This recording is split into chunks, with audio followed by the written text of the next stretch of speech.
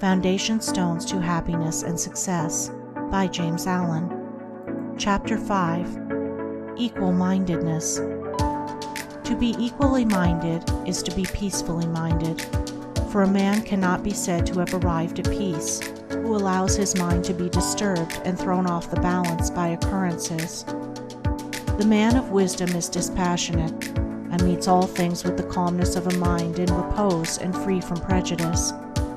He is not a partisan, but having put away passion, and is always at peace with himself and the world, not taking sides nor defending himself, but sympathizing with all. The partisan is so convinced that his own opinion and his own side is right, and that all goes contrary to them is wrong, that he cannot think there is any good in the other opinion and the other side.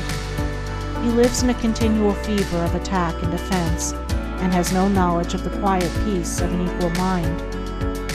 The equal-minded man watches himself in order to check and overcome even the appearance of passion and prejudice in his mind, and by so doing he develops sympathy for others, and comes to understand their position and particular state of mind.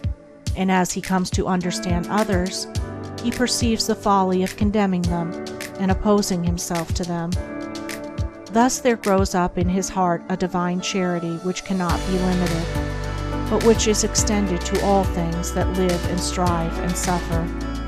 When a man is under the sway of passion and prejudice, he is spiritually blind, seeing nothing but good in his own side, and nothing but evil in another. He cannot see anything as it really is, not even his own side, and not understanding himself, he cannot understand the hearts of others, and thinks it is right that he should condemn them. Thus there grows up in his heart a dark hatred for those who refuse to see him and who condemn him in return. He becomes separated from his fellow man, and confines himself to a narrow torture chamber of his own making. Sweet and peaceful are the days of the equal-minded man, fruitful in good, and rich in manifold blessings.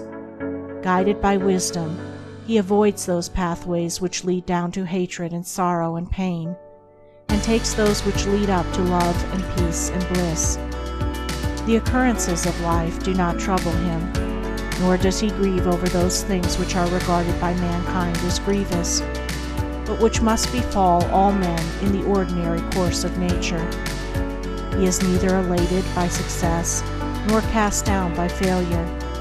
He sees the events of his life arranged in their proper proportions, and can find no room for selfish wishes or vain regrets, for vain anticipations and childish disappointments. And how is this equal-mindedness, this blessed state of mind and life, acquired? Only by overcoming oneself, only by purifying one's own heart, for the purification of the heart leads to unbiased comprehension. Unbiased comprehension leads to equal-mindedness, and equal-mindedness leads to peace. The impure man is swept helplessly away on the waves of passion. The pure man guides himself into the harbor of rest. The fool says, "I have an opinion." The wise man goes about his business. End of Chapter 5. Recording by Andrea Fiore.